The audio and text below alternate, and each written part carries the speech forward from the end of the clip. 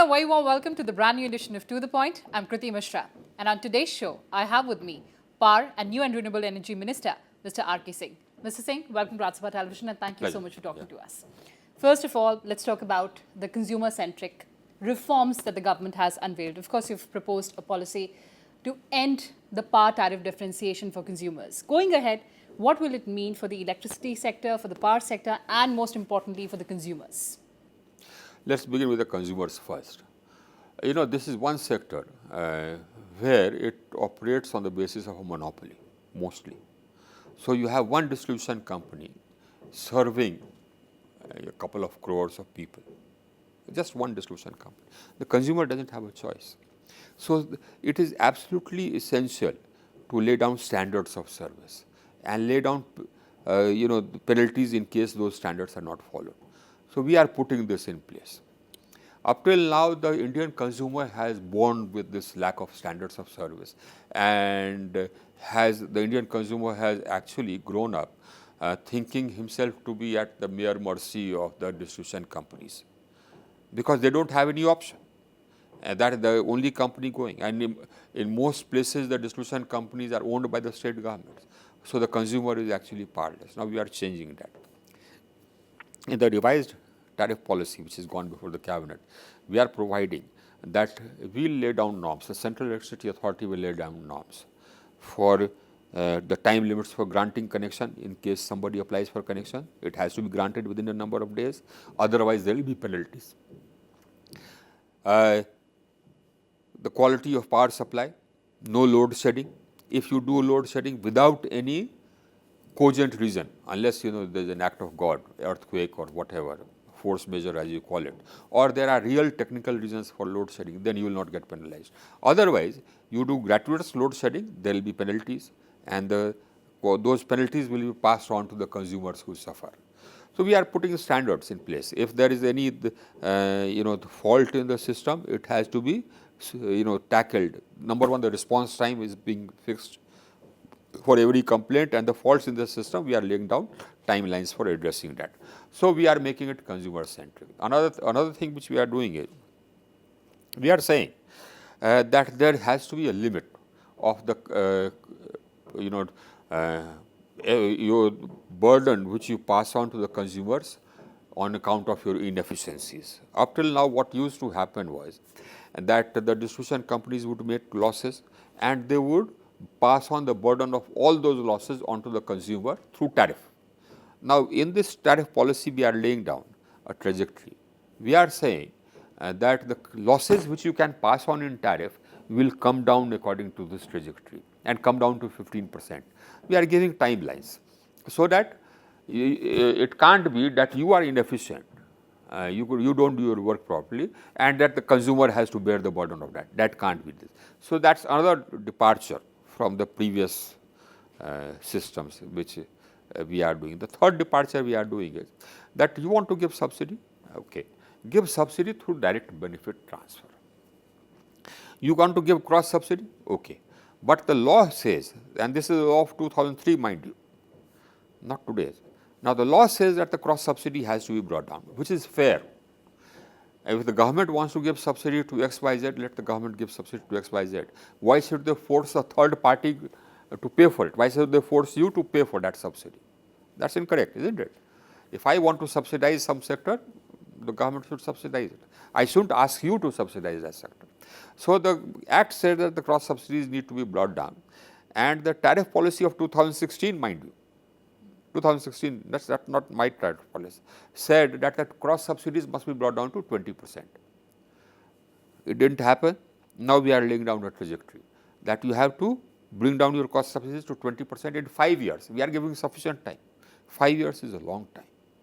So the cross subsidies will be brought down, and we are saying that bringing down the cross subsidies, ultimately the ideal which we want to achieve is this, that if the cost of power, cost of delivering power to a consumer, to you for example, is X, then what you should be made to pay is not 3x, 3 times the cost of delivery of power.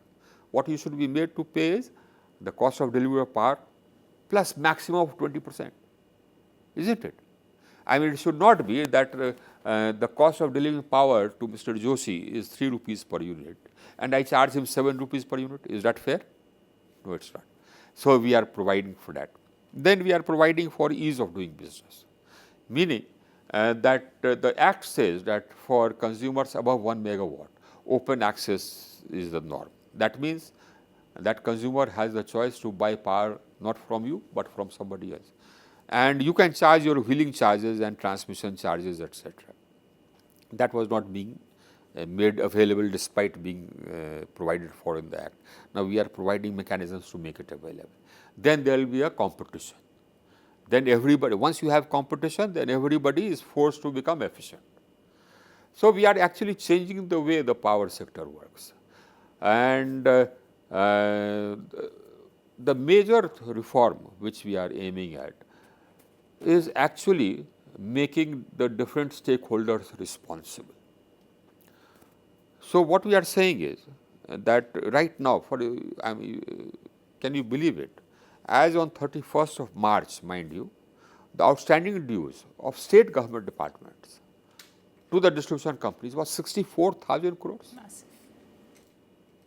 The outstanding dues of the state distribution companies to GENCOs was 2.25 lakh crores. This includes state GENCOs, of course. Now you leave out the state GENCOs and only talk about the GENCOs which are interstate. It was 94,000 crores. I mean, how are they expected to pay for the coal or pay their workers, etc.? And the distribution companies, because they are making such huge losses, they don't have the money to maintain the system. They don't have the money to buy additional power if they need it. So they do load shedding. So we are saying that number one, put in place systems which will ensure that the state government departments pay on time. We are putting in place so that systems so that you announce a subsidy, you give that subsidy through direct benefit transfer into the account of the consumer with the distribution company.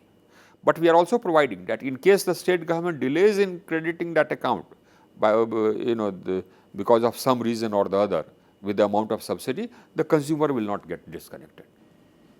Mr. Singh, I completely agree that these figures are completely unsustainable. You do realize that it's going to be a massive change. How difficult or how big is it a challenge to implement it on the ground? It's a major challenge. It's a major challenge. But if we don't do this, then our power sector will never become sustainable. It will remain a third world system, a third world country power system. So this is absolutely, shall we call it the last frontier. So this has to be addressed. You see, what has happened in the power sector are a number of good things have happened in the power sector. We have our government has transformed the power sector from a deficit to a surplus power generating country. Now we export power. Our established capacity is twice that of our maximum demand. Our maximum demand is 185,000 megawatts, and we have generation capacity of 3,70,000 megawatts. We have connected the whole country into one grid.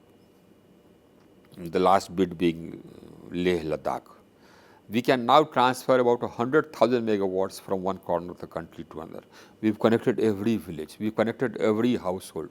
We carried out the largest single expansion of access in the world ever in the history of the world, when we connected 2 crore 80 lakh households in 18 months. Right?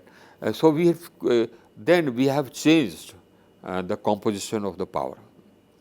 And that transition to a greener energy we are making successfully.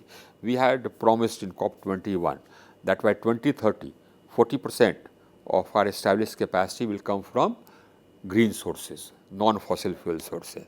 We are already at 37% and we will reach 40% in 2022, not 2030. By 2030, more than 50%, about 55 to 60% of our capacity will be from non-fossil fuel sources. So that energy transition, again, we are one of the fastest countries in the world which is making this energy transition. So we have sort of conquered a number of peaks. This is the last frontier, making it viable, making it sustainable. And it's not rocket science. If all stakeholders act in a responsible manner, this will become viable. So, the tariff which is going to be fixed must be a cost reflective tariff. Cost means legitimate costs, not costs of your inefficiency.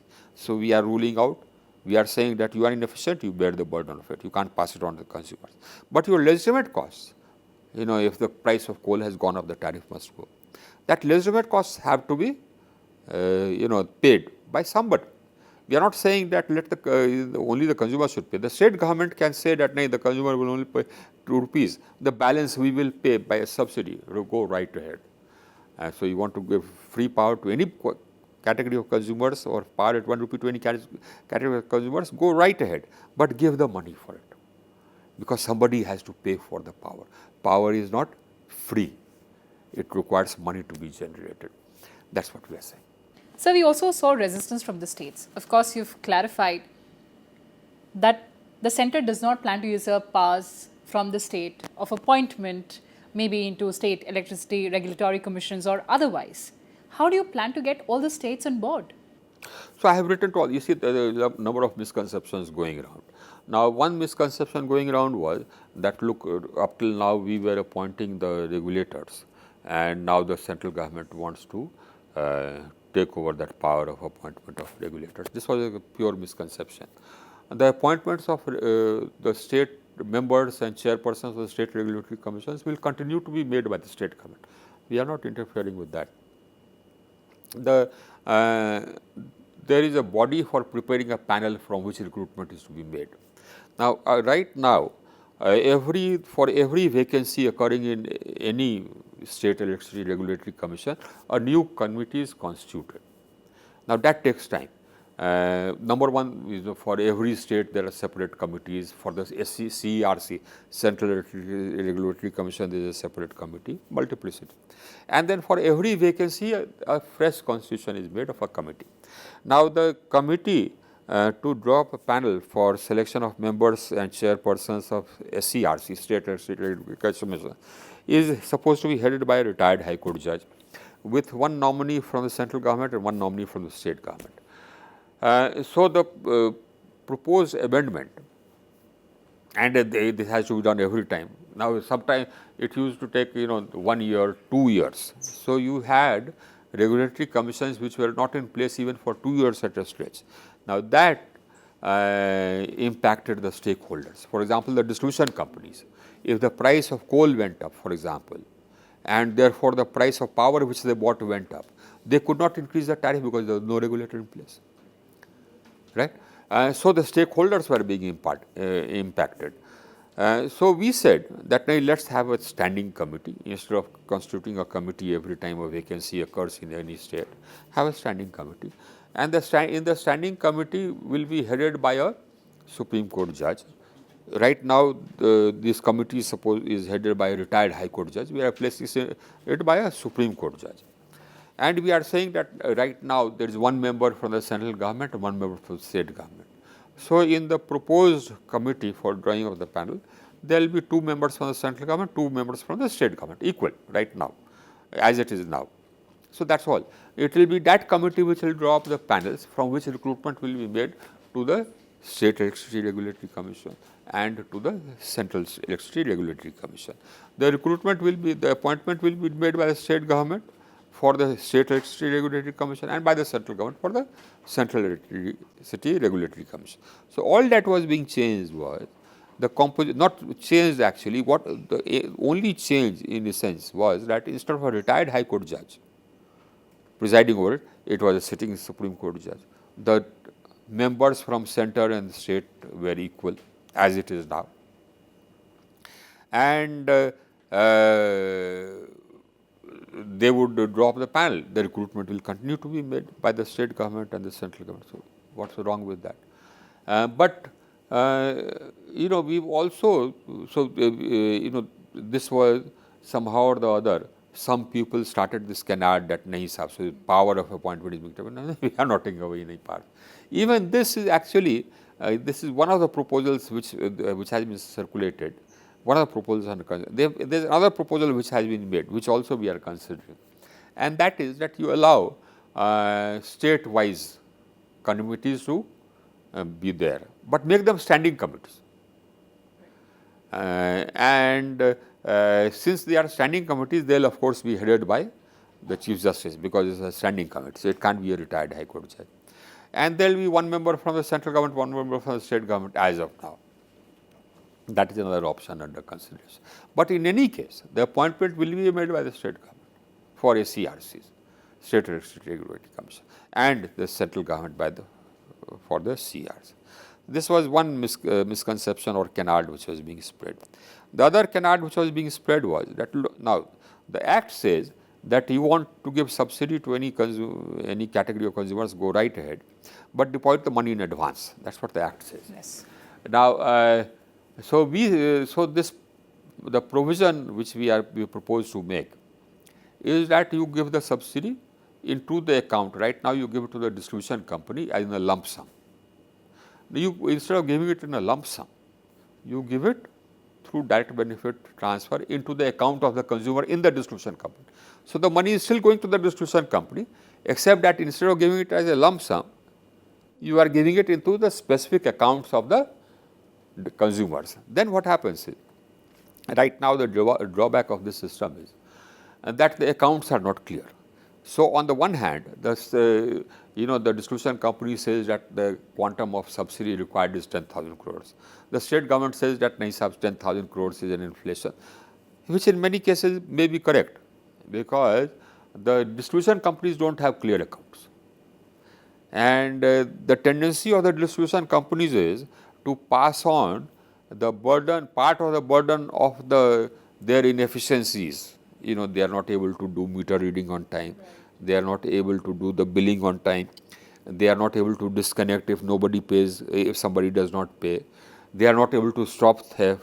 So all this is their inefficiency. So part of it they want to pass on as burden to the state government by saying that actually this is because of the subsidized sector, power supply to the subsidized sector. So inflation of the quantum of subsidy required happens by the DISCOM. That also is correct. It is also correct that if the so the accounts are not clear. It is also correct if the actual subsidy bill is, let's say, 10,000 crores, the state government gives less. So both parties are at fault, and part of the reason is that the accounts are not clear. Now, if you provide for DBT, the accounts will be clear. The state government will know how much subsidy is going. The consumer will know how much subsidy I am getting from the state. And we have provided that in case the state for any reason delays in crediting the consumer's account in the DISCOM, the consumer will not suffer. He will not be disconnected. So where is the problem? Now the canard which was being spread was that, look, the provision is that the subsidy is to be credited into the bank account of the consumer, then the consumer will have to pay. And if the state government is not able to credit the bank account of the consumer on time, the consumer will not be able to pay and he will get disconnected. That's nonsense. Even if you are not able, number one, the subsidy is not going to go into the consumer's bank account, it's going to go into his account of the DISCOM. Number two, if you don't release your subsidy on time, the consumer will not suffer, because I am providing that the consumer not get disconnected because you did not give the subsidy on time. But in any case, it's your duty to give the subsidy on time. Actually, it's your duty to give the subsidy in advance. So this is the other canard which was being spread. The third canard which was being spread was that, look, the central government is taking away the power of the states to fix tariff. Yes. Now, the state governments don't have power to fix tariff. Even now, tariff is fixed not by the state government, but by the SERC, State Electricity Regulatory Commission, the state regulator. That will continue. We are not taking away that power at all. The tariff will continue to be fixed by the state regulator. We are only laying down the norms, and the norm says that you can't pass on the burden of your inefficiencies to the consumer. Make yourself efficient. There is absolutely no earthly reason why, if our DISCOM in Delhi can make 8% loss, or a DISCOM in Mumbai can make 7% loss, or a DISCOM in Calcutta can make 8% loss. This is a private DISCOM. Why you should make a loss of 41% or 47%? Even though you are owned by the government, you are an extension of government, the police help will be available to you much more easily than to a private discom. So a private discom is able to bring down the losses and bring down to 8%, out of which, mind you, 5% is technical. So the net loss is actually 3%. And you make a loss of 40%. And then you pass it on to the consumer. Sorry, I am here to represent the consumer's interest, not your interest. Who am I representing? The people of India. And I am here to represent their interests and not the interests of inefficient organizations. So those inefficient organizations had better turn around and make themselves efficient. You've said it in no uncertain terms, sir. So you're confident that the Electricity Amendment Bill 2020 will see the light of the day in the ensuing monsoon absolutely. session? Yes, it will. Absolutely. Okay, sir. Moving ahead, Prime Minister has pitched for novel ideas for solar and rooftop energy. He says that every state must have a solar city. What's the way ahead? We have already written to the states to select a city which they want to convert to a solar city, and we are waiting for that. So we are going to do it. We already have started work on 2 cities, one in Orissa, Konark, Sun City, and the other in Gujarat, again on the western side, and we are solarizing the entire city. And similarly, we propose to solarize additional towns or tourist centers, one in each state, make it entirely solar cities. But we want, so this is one. Actually, the movement which we are going to launch is that let every rooftop have a panel. Okay. So that your power costs come down, so that the CO2 emissions come down. Aren't the components expensive? They are. But we believe that they'll come down, and we are giving 30% subsidy. So that's quite something. Since we're talking about subsidy and we're talking about India, Atmanirbhar Bharat is the flavor of the season. And Yes, you know, so it is not necessary for everybody to put in the money himself or herself. There are also companies around which do it on a RESCO model. Right now, for example, let us say your average tariff per unit is, let's say, 4 rupees. Now, you know, you have companies around which will put up solar, you know, the modules on your rooftop and give you power generated from that at, let's say, 3 rupees. You are saving 1 rupee. You haven't put in a penny. Right. And the surplus power which is generated can be sold to the distribution company. So your power bill comes down to 1/3, 1/4, and your CO2 emissions come down to that much. And it's a win-win situation for all. But lastly, Mr. Singh, Atmanirbhar Bharat seems to be the norm of the day. For the power sector, what's the way Absolutely. ahead? What's the roadmap? Now, for us, Atmanirbhar Bharat means more than it means for any other ministry or sector or department. And that is because our sector is a sensitive sector. Electricity powers all the industry in our country, including defense industry. I was also Secretary of Defense Production for 2 years, and we make tanks, fighter aircraft, you know, attack helicopters, you name it, missiles. All these factories, industries are powered by electricity. Electricity powers hospitals, it powers our communication systems, it powers our databases. Any adversary brings down the power system of a country, it brings that country to a halt. It is that sensitive. So, and it is vulnerable to cyber attacks. Yeah. Today, in today's day and age, any malware can be planted in any equipment. Any Trojan horse can be planted in any equipment, which you can switch on remotely at a time of your choosing. So, I held a meeting with all our industry, entire industry, all the generating companies, transmission companies, all the manufacturers and all that. And the manufacturer, you know, we faced cyber attacks in the past. We had set up a committee under the Central Electricity Authority to go into measures required for making ourselves secure against cyber threats. And the AIMA, which is the Association of Electrical Equipment Manufacturers, have also sent us a memorandum on the cyber threats, cyber threat. So looking at all that, we've decided that whatever is being made in this country, you will procure from our country. And whatever is not being made here, we'll try to put in place systems so that the manufacturing begins in 2 to 3 years. If it and for those 2 to 3 years, whatever is not being made here will be imported. Our preference will be that imported from countries which are not prior reference countries, right? Countries. So our preference will be that. Prior reference countries means that if you want to import critical equipment from that country, you will have to take prior permission. So there are prior reference countries with borders abutting India, for example, China. Much of the equipment, for example, in the power sector, we make most of the equipment is made here, except for very limited equipment which is not made here. Otherwise, everything is made here.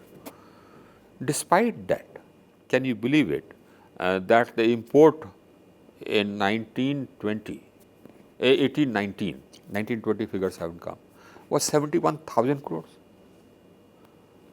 And import of equipment like what? Towers, conductors, transformers, capacitors, all that is being made here. Yes. Yet people were importing because China was, and some countries like that, were dumping it at low prices. Similarly, they were dumping solar cells and modules at low prices. So there we imposed anti-dumping duty and safeguard duty. Here also something like that is necessary. This is apart from the security angle. You see, this dumping is also harming our industry. Exactly. And of course, as I said, there is a security angle. So this is what we have decided. Whatever is being made here, you buy from here. The industry agreed. They are aware of this. And they were aware of the cyber threats. So they agreed. And whatever is not being made, you have to import, but try to start manufacturing it here in the next 2 to 3 years. We will put in place an ecosystem which will help you to do that. And in these 2 to 3 years, any equipment which you import should preferably not be from prior reference countries, those who have adversarial intentions or those whose intentions are inimical, don't import equipment from that country. And any import which is made, we will check in the power sector, because the power sector is vulnerable. You can plant a chip in a transformer or in a conductor or in a capacitor, which can, on a signal from remote, bring down our power system. And it's all connected. It's one grid. So it's very vulnerable. So that's the step we are taking. Absolutely, Mr. Singh. Thank you so much for that Pleasure. erudite conversation. Pleasure talking to you, sir. Thank you.